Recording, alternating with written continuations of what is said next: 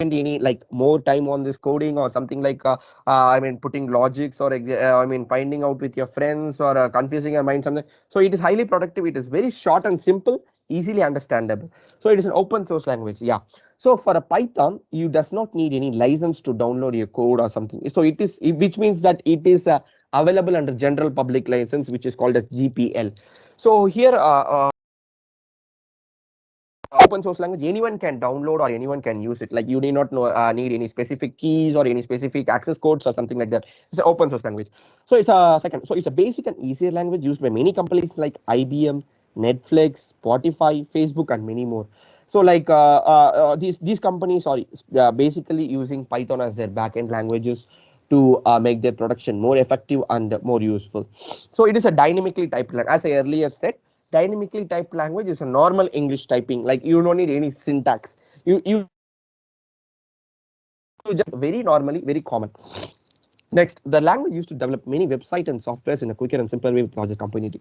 Like what to say, like for website designing, we use Python. For software development, we use Python. For gaming application, we use Python, which means it is an all part of your daily day-to-day activities. Which means it is a larger community, and the main advantage is that like it works on all platforms. It is like platform independent. Like it does not work on only Linux. It does not on Unix. That is no Mac OS, something like that. It works platforms, so it is like platform independent. So like let us see the futures of Python. Okay, so it is very easy to learn. As I already said, it is a beginner's language. Like anyone can, like the students from 10th standard, 11th standard, if you have interest, students from 10th standard or 11th standard or 12th standard, anyone can learn Python. Like when it is compared to other languages like C plus plus, Java has some syntax, and it has it's little more difficult when compared to Python. So when we come to Python, it is very easy to learn. And second one is like cross platform. Cross platform is that like you can also like embed Python in a shell. I mean in a coding box, and you can also put the Python futures and Python coding in a C and C++ code in between, and you can take the output. So like Python programming can be embedded with C++, and Java, etc. So it is an object oriented. I'll tell you back. So beginners language very easy to learn. So next, free and open source. Like as I already said, anyone can download it. It is available in the internet with an open source. No licenses needed for that. Anyone can learn that. All the codes are available. And one more thing, it's a large library. Like it's a wide variety of library. Like from like what to say, print high to like what to say, print. There are how many people in the world? So difficult term. So it is from high to number of people in the world. The programs are available in the internet, Google itself for the Python programming. So it is easily interpreted. I already said interpreter, which means that it gives you a line by line output, and it does not take much more of your time or waste any more of your time. So portable. So as I already said, portable, like it can be used and embedded with any types of programming language. Like it is flexible, and it goes with all types of languages. So it is extensible. Yeah, extensible in the sense embedded Python with other languages. As I already said, it is cross-platform, and it is a GUI platform use, like graphical user interface. So like what to say, like when you go for the C++ or a Java, like you need to open a coding box, or you need to open a coding shell, and you need to type. But here, like we can type Python, or we can execute Python in the command prompt, which is like very much easier, and makes the user to interact more effectively. Like it doesn't give any fear, as I already said. It is not. I mean, it is not really a coding platform. It is just a simple English language that is acceptable to the machine, and just we are. I mean, just we are going with the flow of machine language. So it is also available under general public license. As I said, there is no license. It is available under general public license. So this is like the features of Python. So the companies that use Python, let us see. So IBM is a very great IT company that is doing its service for US, Canada, Singapore, Malaysia. So it uses Python. So also like Google TensorFlow uses Python in its backend, and also like torrent, like we download movies or we download files, zip files. Torrent uses Python and coding in its background, and HP, Hewlett Packard, this company uses Python at its backend, and also Cisco, YouTube. Every YouTube program that we see in our day-to-day activities is the backend is running as a Python, and Spotify, the music we listen to each and every day, we are connected to the backend of Python. The Dropbox which is associated with Google, and the Instagram we use daily. So Instagram, the backend, the memes we see, the reels we share, the photos we upload, everything is really literally connected to the backend of Python. Like as I said, we doesn't even know that these apps and these companies are using Python nowadays as a basic, as a basic and simpler coding for them. So let's see, like now let's see like how to execute Python codes. Okay.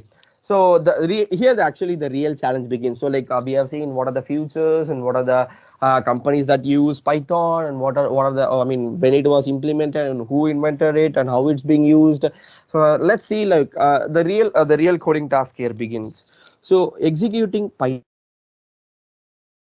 codes, like what is interactive, executing Python codes is into three different modes. Like first one interactive, second one is script mode, third one is integrated development environment, idle mode. So let me be very clear and very short.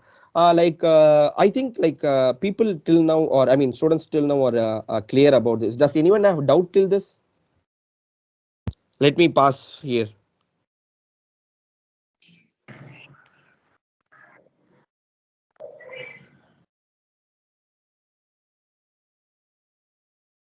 If you don't have any doubts, you can say no, no issues.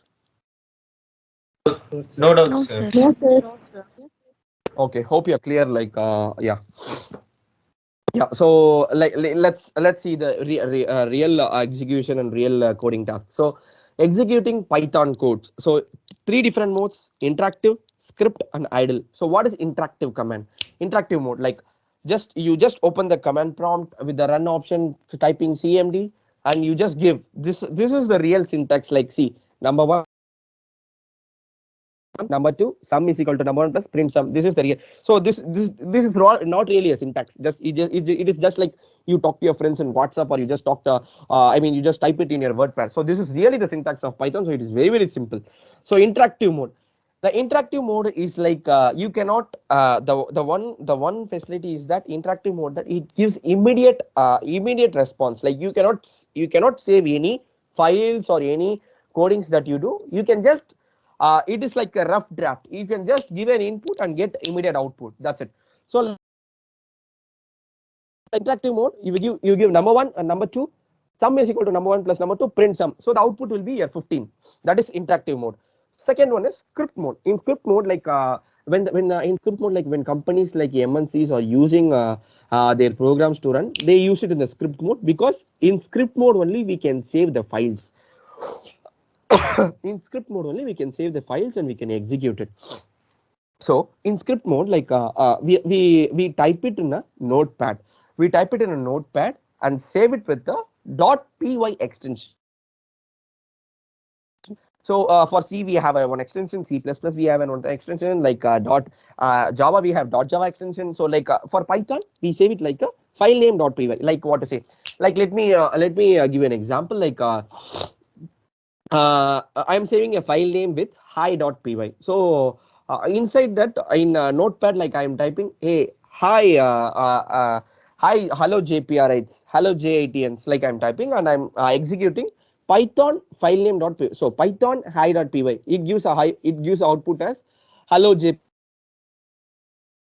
hello JITNs. So it gives output as same. So here it is called the script mode. So what is the idle mode? So idle mode is a you should download an idle software. Which comes under Python software, and you should run it in a shell script. So until this, until this, we have run it in a command prompt. For idle mode, like we'll be running it in shell script, which will be literally displayed as a white box. So files saved with the extension will give the output in shell box. So like if you are running a file name, a Python file name, Python py. So this output, if you run it in a shell script, so this shell script will give you an output as allow JATNs, allow JPR writes. So it will give you an output as this file name dot extension in the white box. So in this shell script, like so in this idle mode, like below idle mode, like we have two modes again, like interactive and script. Interactive like immediate response, and script like for future response we are saving it. This is the difference. Interactive, not saving anything, getting immediate response. Script mode like for saving file for the future use, saving file with the name and saving it in notepad. Idle mode, say doing works in a shell script white box literally, and getting output with the same file name python file name .py extension. So data types of Python. So what are the data types available in Python? Numeric data type, string data type, list data type, tuple data type, dictionary data type, and set boolean and none data types. So let us see about numeric data types. Like as we have seen, I think you must have seen coding in C, C++. Like what are the numeric data types? As we already know, in which are the whole numbers, like without any fractional or decimal points. Floating point, which is the fractional numbers, which is really encloses a decimal point. Again, complex numbers, real and imaginary part, like 1 plus 2j. So here the j is the imaginary part. So this is called the numeric data type. Here, if we declare like int 5, like it takes the int 5 as a numeric data type. Floating int a is equal to 3.5. It takes as a fractional, float pointer numeric data type. So next we'll come to string data type. String data type is a sequence of letters, characters, and numbers enclosed with single or double quote. Like if you are enclosing a name like JPR, like we are enclosing a double quotes, it takes the data type as a string one. The Python takes the data type as a string one. Even if it is enclosed in a single quote, like college, COLLEGE, college in a single quote, it takes as a string. Also, one more important thing to remind here is even if we enclose a number like 5 or 0.5 within a single quotes, it takes as a string data type. So anything that is enclosed within a single or double quote strings, it takes the data. Python takes the data types as a string data type. So list data type. So what is list data type? I think this will be a new one to you. Like what is list data type? Collection of different data types enclosed in a square brackets. So let us see an example, like a is equal to square bracket open, square bracket close at last, 5. So 5 is an integer here, a is a string, Python is a string because it is given in a single quotes, comma 2 comma a, again integer plus string data type. Again 1 comma 5 both as 1 comma 5 comma Python. Here the Python alone will represent as a string data type. Next one is colon a. The 101 colon a is like a mapping dictionary data type. I'll explain you later in the next slide. So these are the data list. So what is list data type? Collection of different data types, like what is it? Numeric data type, string data type. So collecting all data types in a square bracket. Collection of this. So here a is called the list data type. So data type. So tuple data type. So what is tuple data type? Enclosed with normal brackets. Collection of, again, what is tuple data type? Enclosed with the normal brackets, not in square brackets, normal brackets with different data types. This is called tuple data type. In tuple data type, like we have a tuple data type, we have a different set of data types, and you cannot change the value once it is given to the machine. So it is called immutable data type. For example, if you declare a comma 5 comma Python, like but in the list data type you can change, like if you are giving us a and you wanted to later you wanted to change it to b or c, like you can change it in a list data type. But in tuple data type you cannot change it because it is immutable. Once declared, is always declared till the end of the program. So here it is called the tuple data type.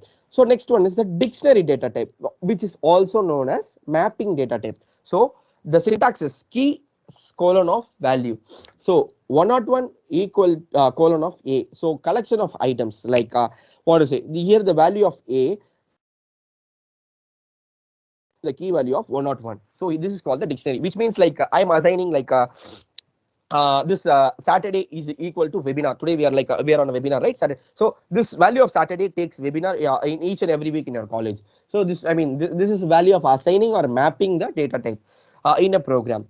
So next one is a set boolean and none data types, which is very simple, and I mean which is not basically used, or it is to up to know like there are data types, something like that. It is not used anywhere.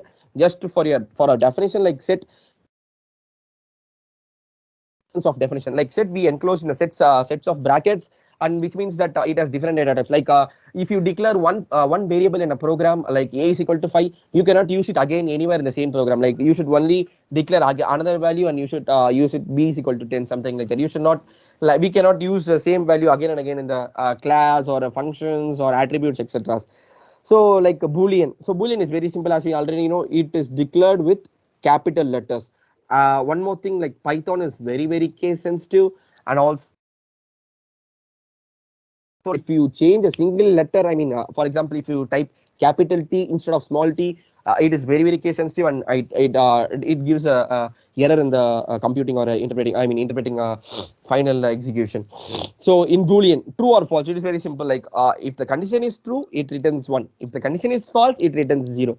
So none, empty data type. So you can ask, so what is none data type? So some places like you need to declare the value of a or b as none, which means that it is present in the program, but it does not hold any.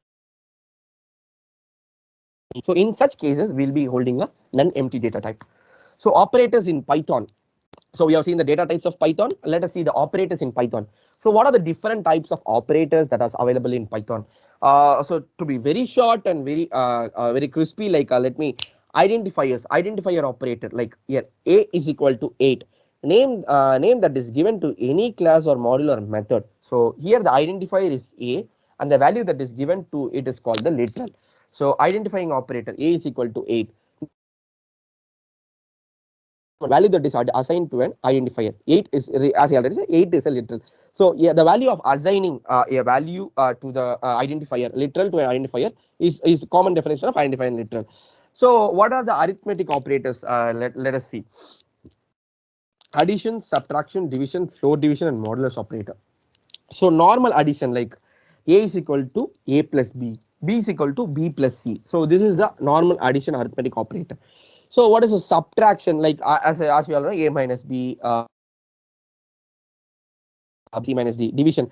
So in division, like will be like yeah, a is equal to 5. So b is equal to a, c is equal to a by a is equal to 5, b is equal to 2. So c is equal to a by b. So what is the division? Like we'll be getting the division as 1. So we'll be getting the remainder. But in floor division, like will be I mean sorry, in division, like we'll be getting 2.5. 5 by 2, like we'll be getting 2.5. But in floor division, like we'll be rounding it off as in the decimal point. So 2.5, it literally goes to 3. 5, we literally round off. So in floor division, like it goes to 3. Modulus operator, as you already know, like percentage we calculate based on the values we give to the system, and it gives outputs based on that. So relational operator, okay, the executing the programs based on the commands that we give. Lesser than, greater than, lesser than or equal to, greater than or equal to, no, not equal to. Like a is equal to a less than b is equal to b greater than d, less than or equal to execute this condition, greater than or equal to execute the above condition. If this is equal to, stop the program. If this is not equal to, run a loop and then stop the program. These are the relational operators we need to Python. Next one is the assignment operator. Here, like we are assigning the values for an identifier and a literal. So here we use assignment operator as equal to or equal to in some cases.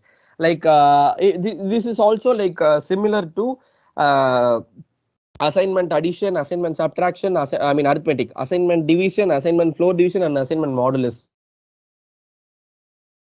Here, like we denote as a is equal to a plus 5. So a is equal to a minus 5. So here we denote it as like what is it? A is equal to a plus 5. A is equal to a star minus 5. A is equal to a star divided by 5. So in this case, like what is this? So it should be divided by the same number of itself. So we assign a as a value of 5. Then we divided it by the common condition we have given in this assignment operator. So logical operator we have already known, we have already learnt about this. Like if both conditions are true, then it returns the value as and it returns the value as 1. What if any one condition is true, it returns the value as 1 and it returns the value as or. What is not? It is an opposite of the given condition. When it is coming as 1, it returns the value as 0, and when it is coming as 0 false, it returns the value as true. It is the opposite of the answer, so it gives us a not condition. So this is the logical operators in Python. So I think this 3 will be new to you in operators in Python, like a membership operator, identity operator, and bitwise operators. So membership, if you are declaring, in a Python syntax code, like if you are declaring in value, like in is equal to 5 condition we are giving below the loop, in a is equal to greater than or equal to 5, execute the loop, it returns the value as true. If it is not in, like if it goes to a is equal to 6 or a is equal to 7, it is not in the value, so it returns the value as false. This is a membership operator. In not in, identity operator is not is similar to in not in, is which means a is equal to a greater than or equal to execute I is equal I loop, execute I loop when I greater than or equal to a, the program does not run, so it returns the value as not is, which means a false value. Bitwise operators, which means the executions are executed in the language of ones and zeros alone. So bitwise and 1, which means gives both options are true, it gives a value of 1. Bitwise or, if any one of the options are true, it returns the value as 1. Bitwise not, one's complement, like we are getting the answer and adding one to it, which is known as one's complement. Like we are getting a binary value of a 10, the binary value of decimal 10 is 1010, am I right? Yes. So 1010 plus 1, one's complement, 1011. So this is the bitwise not's complement. So bitwise XOR, if both values are same, like 1 and 1, it returns 0, and 0 and 0, it returns 1. If any of the one values are different, like 1 and 0, it returns 1, 0 and 1, it returns 1. So what is bitwise right shift? Like simple, nothing but shifting to two places, right side, with the answer we are getting. Like for example, like I'm getting an answer as 1010 for a decimal value of 10 as a binary value. I'm shifting two places right side, which means 001010. So here the value 00 does not have value, so the bitwise right shift gives output as 1010 again. Next, bitwise left shift, I should move leftwards with the 2 digits value. So here the bitwise left shift 1010101000. So here the value will definitely change when we are converting into binary, which means we to like 44 or something like that. So here we shifted to bitwise left. So these are the operators in Python. Once again, arithmetic operators, relational operators, assignment operators, logical operators, membership operators, identity operators, and bitwise operators. So what are the control structures? So how the Python is being controlled in a structure when we are going for a multiple or iteration of loops or programs. Until now we have seen a simple logic of program. If you give this, I will run this condition. But what now we are going to see, what if this condition, what if this condition I'm given fails, what does it need to execute? So let us see. So control structures are divided into two: conditional statements and unconditional statements. In conditional statements, like we see like branching statements and looping statements. In unconditional statements, like we see break, pass, and continue. Okay, so like so in conditional statements we are going to see branching statements and looping statements. Yeah. So what are the branching statement? If condition, if else condition, if else if. Okay, let me give an example, very simple example of if. So yes, so we are opening the, like we are giving an input as number one, number one 5, number two as a 10. We are executing the condition like if number one greater than number two, run a, print a, if condition. So what is 5 greater than 10? So it is definitely not. So the program does not give any output. In the same case, opposite scenario, if if A is equal to 10 and B is equal to 5, if we run this condition, if A greater than, if number 1 greater than number 2, print A. So it definitely prints because 10 is greater than 5. So this is the if condition. So next we'll see if else. Same example. Let's take. It's like number 1 is equal to 5 and number 2 is equal to 10. Now if condition, if number 1 greater than number 2, print A. Okay. Else, here we give the else condition. Else print B. Okay. So what is number 1? 5. What is number 2? 10. So 5 is definitely not greater than 10. So it definitely prints B. So this is a else condition. So if else. Okay. So here what are the condition? Number 1 is equal to 5 and number 2 is equal to 10, and then we'll print the condition if number 1 greater than number 2. So what is if number 1 greater than number 2, print A. Else if number 1 else print B. Again one more else, like we'll see, like if number 1 not number 1 equal to number 2, will print C. So these are the three conditions executed in if I'll again explain you this if else condition. Number 1 is equal to 5, number 2 is equal to 10. We'll be writing the condition as if number 1 greater than number 2, print A. If number 1 I'm sorry, I will explain you again. Number 1 is equal to 5 and number 2 is equal to 5 again. So if number 1 is equal to if number 1 greater than number 2, print A. Number 1 less than number 2, else print B. So which means number 1 less than, or else print C, which means number 1 equal to number 2, because here we have given A is equal to 5 and B is equal to 5. So we are executing it. The third condition, print C, because print C means number 1 equal to number 2. This is called else if else if and else condition. This is called the branching statement, which means branching one loop to the other. So looping statements, here we'll see for loop, while loop, for else. So for condition means a program should be executed until the given condition is satisfied, or until the given condition is yet to get over. So like for A is equal to we'll declare for A is equal to 5. Run the condition A less than or equal to the values of a given bracket. So we'll be running the for loop. For condition, execute the expression. If it is true, run again with the same loop. For I is equal to 1, I is equal to 2, we'll be declaring, we'll be executing the condition. If it goes to 6 value, what will do? It will come out of the loop, which means the false value, and it will execute till the values of 1, 2, 3, 4, 5, because we have given the maximum value of A is equal to 5 and we are executing with the I variable. So while loop, so while which is similar to like for loop, like the only difference is that we are changing the syntax, like we execute while I greater than while A greater than or equal to 10, execute I in each variable, like 1, 2, 3, 4, 5, 6, 7, 8, 9, 10, etc. So we'll be executing the while loop. So what is for else? So this for loop looped with the else condition. If this condition is failing, what else should I print? So while else, if while condition is failing, what are the statements that I should print? So if I is greater than or equal to 10, for example, we are declaring the I value as 15, it immediately goes out of the loop and gives the value as number number is greater than the given value. So this loop cannot be executed. It for else and while else. These are the looping statements available. So in unconditional statements, we will see, like as I said, break, continue, and pass statement.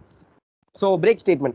So when there is a continuous these unconditional statements are are used very rarely in IT companies or something like that. It is used to stop any what to say, as the name denotes, it is used to stop any full execution.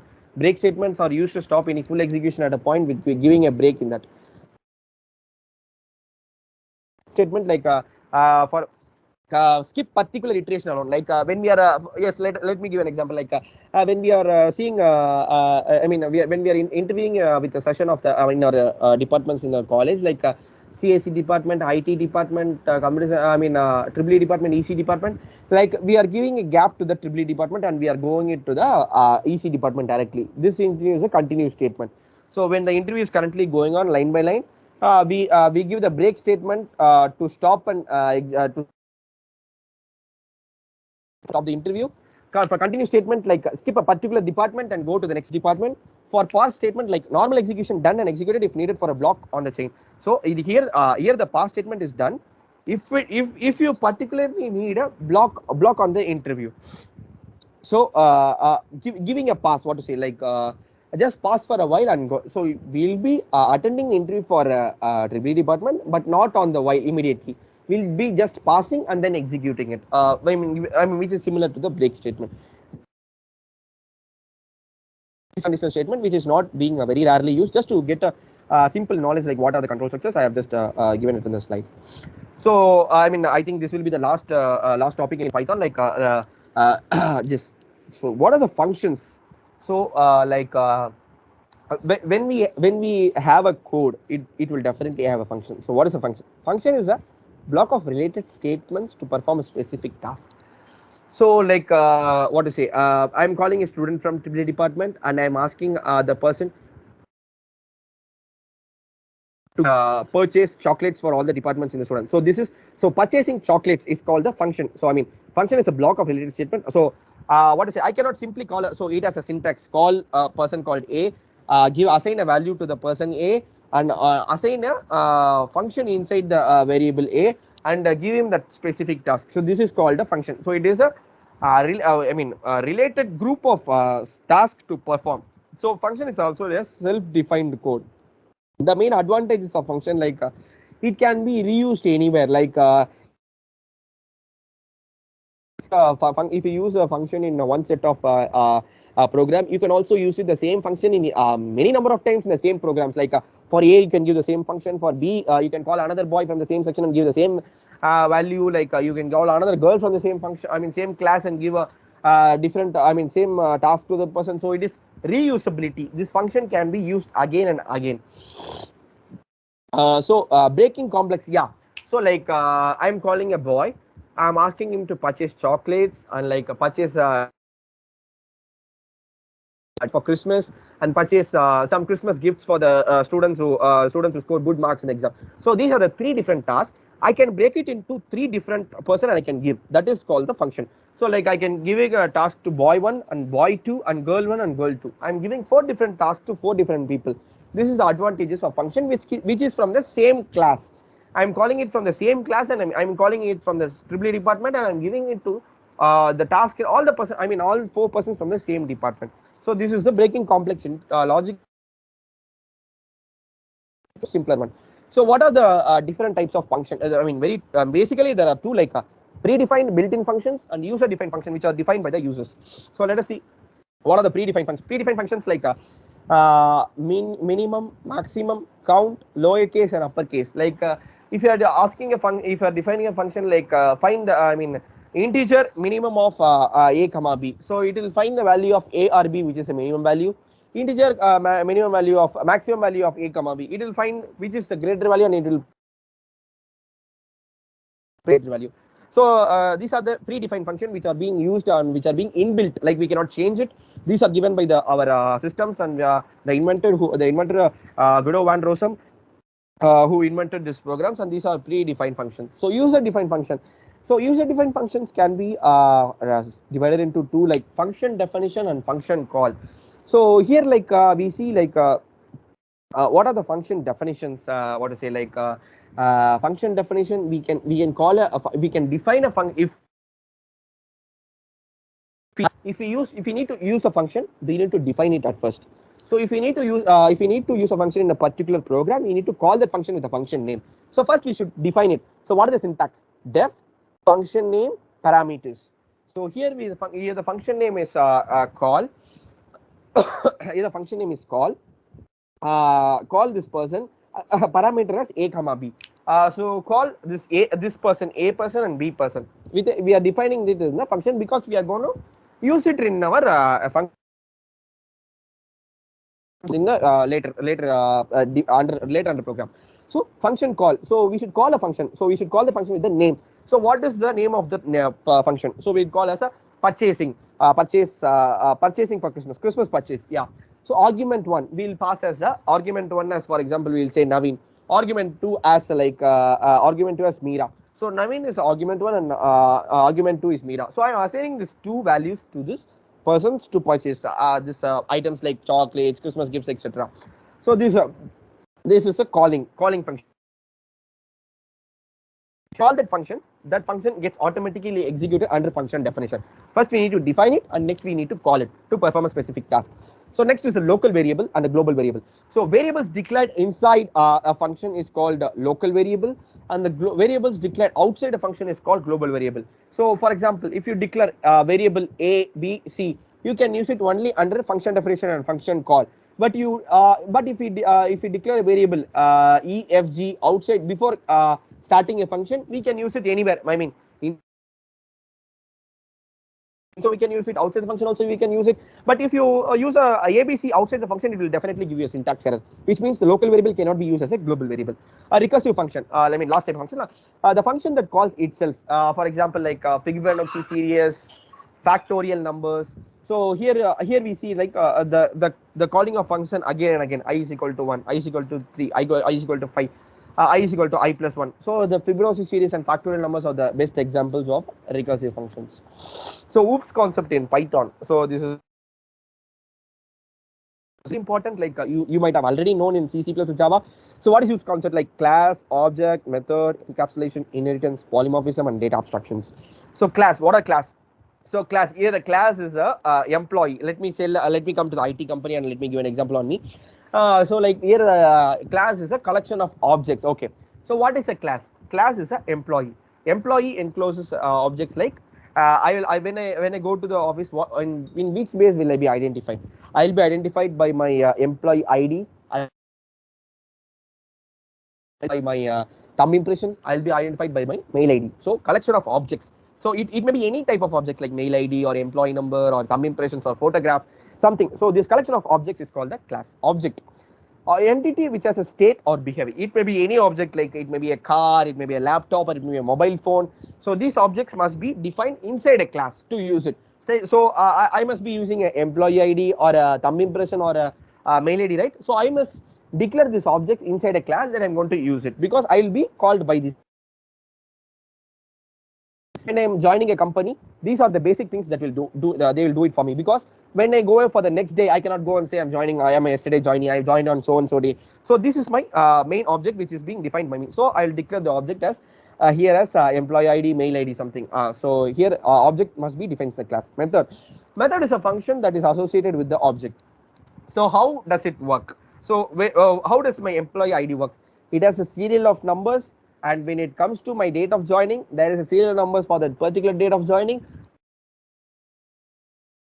A particular department, when I'm going to sales, it has a particular serial number with the alphabets definition. So it has a serial number with the date of joining method code. So this method is not really a simple process. It has like A to Z. It goes like it differentiates into which location I'm coming, which department I'm working, which manager I'm working, which building I'm working, so which project I'm working. So this can be defined under method. So to avoid confusions, like we will define method after the class and object we declare. So encapsulation reads to methods and variables. So I will say, if I'm an employee of an IT company, I have an ID card. I'm not allowed to go to any other blocks other than mine. So it is not really the condition. I'm just saying for the example. So I'm working in block 3. So if I'm working in block 3, I'm used to access all the flows in block 3, and I'm not supposed to use in block 2 or block 1. So this is the encapsulation. So here, like, we give the encapsulation restrict access to the variables we declared in methods. This variable methods, and this variable should be used in this class. So these are the examples in encapsulations. So inheritance. So what is the concept of inheritance? So like for example, let me say, if you are buying an iPhone 13, all the features of iPhone 10, iPhone 11, iPhone 12 will be there in iPhone 13. Then only we will buy it. So here the base class is iPhone 10. Here the derived class is iPhone 13. So the derived class acquires all properties of the base class. Then only it will be available in the market, and it will be the fast moving product. So this is the concept of inheritance. For example, one more example, like what to say, like let us take a car. The latest version, like what to say, like today in Hyundai, like we have Verna latest version, right? Yeah. So the the Verna competitors of all the latest version of like Hyundai i10, i20, Venue or something like that. It compensates all of its base class properties in a direct class. So it will be like it will. So the rate is a secondary. Be looking. Primary thing is all the features and facilities is available in the derived class. So that is the concept of inheritance. Polymorphism. One task performed in many ways. Like I'm calling, yes, as I already said, I'm calling a person from the same department and I'm asking him to do different types of tasks. So okay, let me tell example on myself. So I'm working for sales. So I should also do the type of work in marketing, the type of work in pre-sales, the type of work in closure, the type of work in deal closure. So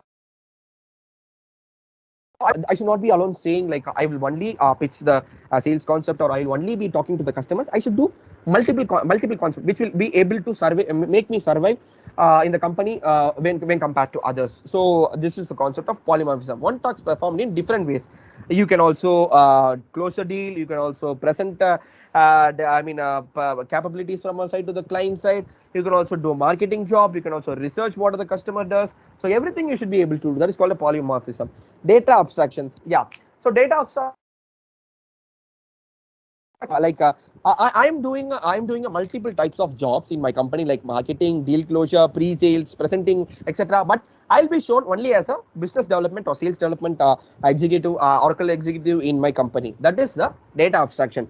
Show what I mean, hide internal details and show only the major functionalities. Show whatever it is for the easier understanding. So if I say like I do marketing, I do research work, I do, you people will definitely not understand. I'm simply saying, hey, I do like sales and business development organization for Oracle in my company. Like I'm a senior sales.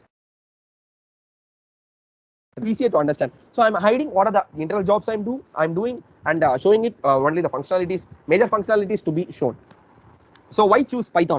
So let us. I'm really going to conclude this. So like why are you going to choose Python? It is a highly paid job, easily understandable language, open source, and best for beginners. So many people might have not known about the importance of Python. Why should I go and learn Python when there are lots of opportunities in the world? It is a highly paid job all over the world and easily understand.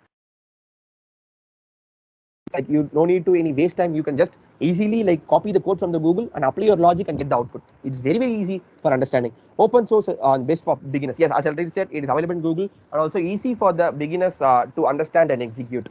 So it is a great future scope and more Python community and used all spaces. A greater future scope like when like as we already know, like in today's world, everything is coming to our home. If we need food, we are ordering. If we need clothes, we are ordering. If we need a mobile, we are ordering. Even like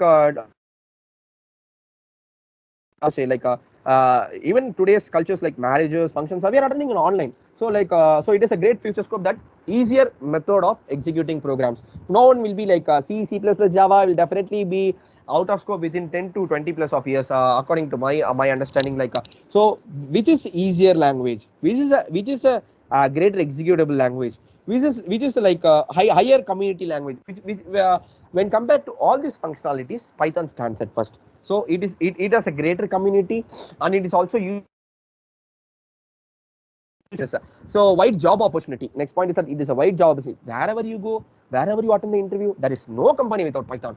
So each and every company, like when you go to each and every company MLC, there are all definitely sales and marketing.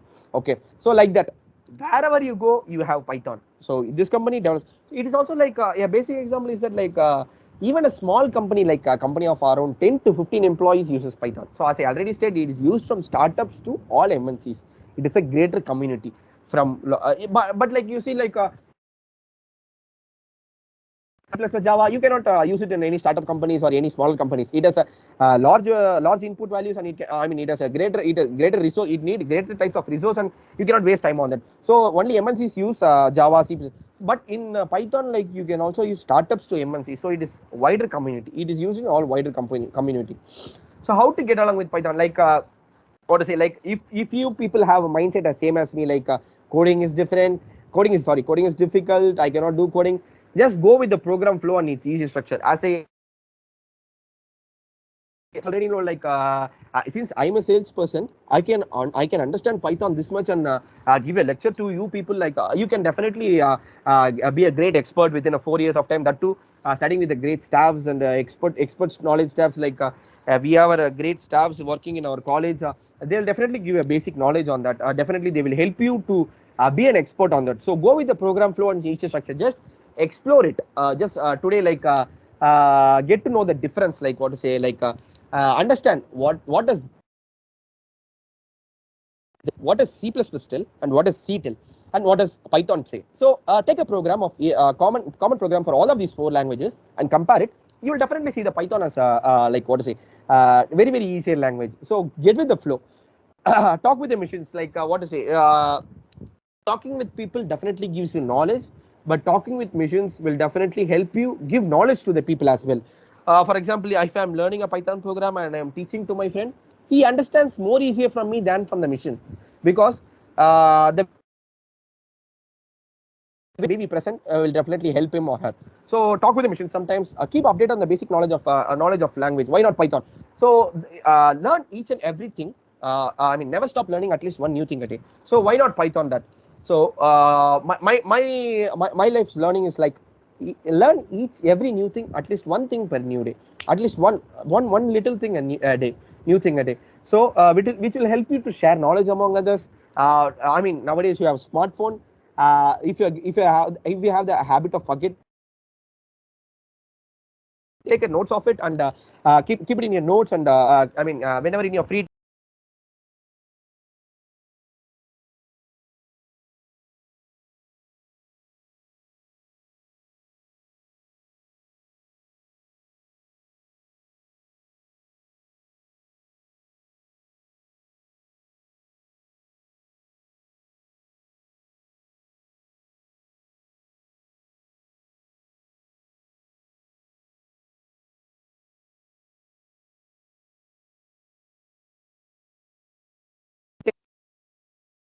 Sorry, where did I stop? Where did I stop?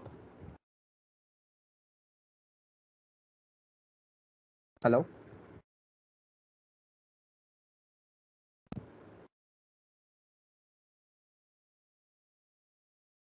hello, Yes, sir. hello. Hello, people, can you hear Yes, me? sir. Yes, sir. Yeah, yeah, yes. So, so never stop learning a new thing. One day, each day face new challenges. Create demanding environment. Like you should be a demanding and unique person when compared to your friends. Like if we come to a certain person, like if we come to Naveen, he must have a certain knowledge and he will give us a great knowledge on this. If we come to Meera, like she will give a great knowledge and she will give a good aspects on that. So we should be like different among in today's world. Like our as our director daily updated yourself in today's world, so making you stay in the same place or making you stop in the same place, like this is enough of learning, I have learned much more, I will survive with this, will definitely not help you grow. This will definitely take you out of this world and this will make you dumb definitely. So never stop learning. Okay, so learn each and every day a new thing and keep updating yourself, which will definitely give you a greater demand in the market. So real-time applications of Python, where are these Pythons being used? Let's say YouTube. As you know, like we are using a FASTag right in our car and vehicles. This backend of FASTag is defined with RFID. RFID is defined with the Python code. So Google TensorFlow, data management, work automation. So like what to say, like work automation. Like if you want to automate a process, for example, I'm going to Royal Enfield showroom. I'm going to book a bike. I'm just doing a booking with my booking invoice ID. Till that my bike delivery, it really takes up to Enfield delivery. Till that from my date of booking till my bike gets delivered, all this process will be automated in the Python. Okay, so this is called the work automation. So data analysis and data science, like many scientists and finance people use Python in their daily day-to-day activities to analyze their future and to predict their and forecast their business intelligence in their daily activities. So gaming applications it's are used, web applications, animation series, testing applications. In many places like Pythons are majorly used. No, if we come to explore and we come to get to know about that, we'll definitely have a greater knowledge on that. So this is the end of Python. Like if you have any queries or doubt, you can mail to my mail ID or WhatsApp. I'll be available at any time. So it's really a, I mean, great pleasure with connecting all and catching up. So I wish really all my dear juniors and my friends and my brothers and sisters a really happy future ahead. Like it's been really a great session with you all, and also I thank Cynthia and also like and also like Mr. Suresh and Mr. Dr. Arishi like for arranging this session, and also I thank my beloved, my role model, Dr. N. Marie Wilson, director sir. Great. A really hearty thanks to my sir. Like it is because only of him. Like I'm being here. I'm standing here. Like he's the one who motivated me. Like he's the one who gave me lots of I mean ways to me. Like above all, like first of all, I thank my God. I mean, I'm a Christian. I serve Jesus Christ. I thank my God for giving this opportunity, and it's because of Him I'm standing. Secondly, definitely it's my director. I wherever I go in my company, like I in my car technologies in my first company, I have said about my our sir, and also in Aspire Systems, I have said about him. He's really a great role model for me, and it's been a great pleasure being a proud JITian and also being a student. I mean, studying under him. Yeah. So if you have any queries, like I'll be happy to help you out, or I will wind up this.